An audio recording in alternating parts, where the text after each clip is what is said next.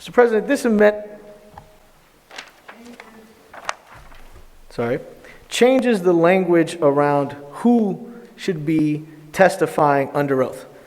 Now, it's my understanding from the committee hearing and from conversations with my colleagues that there's been a concern about folks lying in committee hearings in the past, particularly folks who are either government appointees and representing some agencies that we have oversight over, or folks under contract with the state who may be providing misleading information to the committee meetings.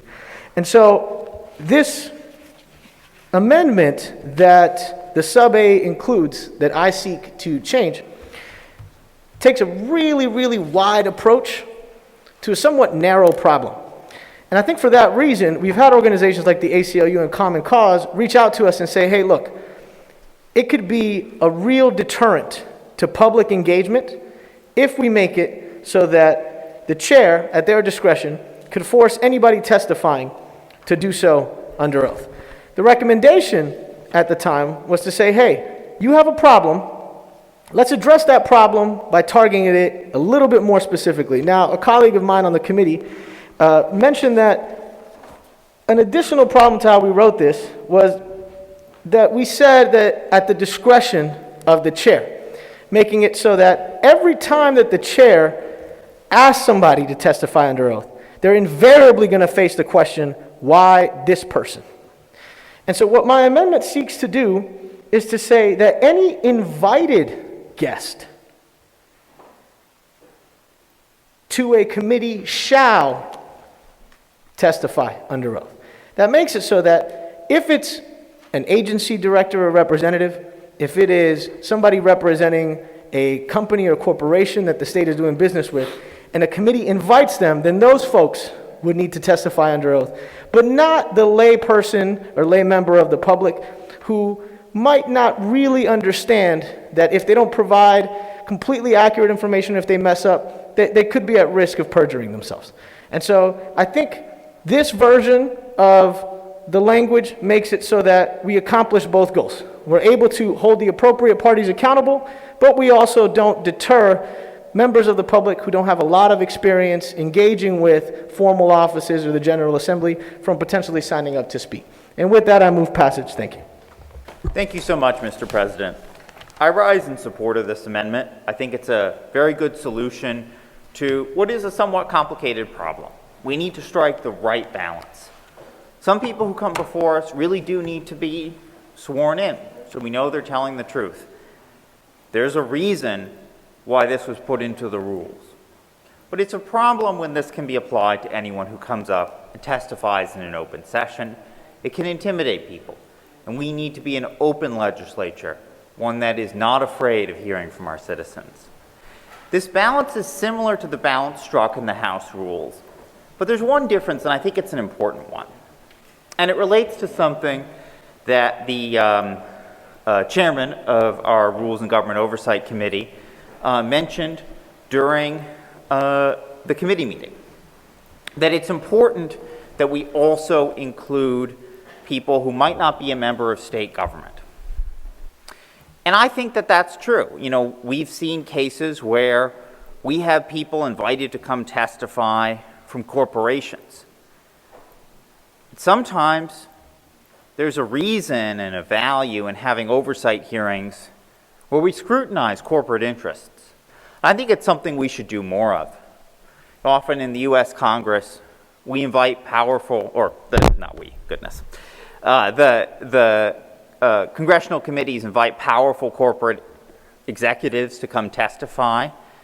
And some of those hearings are really important. They expose some of the issues involved in American corporate governance. It's a practice that we don't engage in that much here, but it's one I think we should engage in more. And we should be bringing in corporate executives, and we should be putting them under oath to make sure that they tell the truth. Because they're really important issues in corporate governance that we need to be investigating more, and we need to be using our legislative oversight capacity to scrutinize more. So again, I think this is a really well-crafted balance. I'm very proud to support this amendment. It's a complicated issue. It's difficult to thread the needle, but I really think this amendment threads it perfectly. I agree with my colleagues that this amendment does strike an important balance. I received a letter from the Rhode Island ACLU, which is known for protecting the rights of all in the Ocean State since 1958. Common Cause of Rhode Island, who has been leading the fight in an open, ethical, and accountable government, and the League of Women Voters of Rhode Island, as a nonpartisan political organization encouraging informed, active participation in government. And here's what they had to say. We believe that requiring members of the public to testify before legislative committees under the threat of criminal sanction will have an inevitable effect of chilling the exercise of First Amendment rights. Some members of the public will understandably be inhibited in speaking before a legislative committee on issues of concern to them, knowing that unless they mark their words extremely carefully, they could potentially be accused of perjury and face criminal charges. In addition, the proposed rules gives the committee chair complete discretion in deciding when to require testimony to be taken under oath and which witnesses it is required of. That is a power that can be too easily misused. I agree with the Common Cause of Rhode Island. I agree with the ACLU of Rhode Island. I agree with the League of Women Voters that this bill, unless amended, this amendment right now will help address the vulnerability that leaves us ripe for discrimination. In addition to that, I believe that this amendment is necessary because one of the other things I find really interesting and why this showed up in our rules is we've seen testimony like we've never seen before. Committee members are sitting through hours and hours of testimony from the public who are pouring their hearts and their lives and their stories out. It is not lost on me that once again, a change in our government, change in Rhode Island, a change in people being engaged in their government in a new way, we seek to find creative ways of silencing them. Thank you, Madam President, members of the Senate. We also had a lively debate on this as well at the Rules Committee, and I welcome the input from Senators Acosta, Bell, and Mendes on the topic. Appreciate the nuanced description or restricting it down and saying invited members only. There's a couple challenges with that, and I also want to go back to Rhode Island general law as well. There's an expectation, this is not to scare anybody whatsoever. I think we as committee chairs and the committees I've been on over the years, and that's not important how many years, so I'm not going to say how many years it is, but I think we've seen the various committee chairs who have had, and I've been on committees where we've had 11 hours of testimony one day.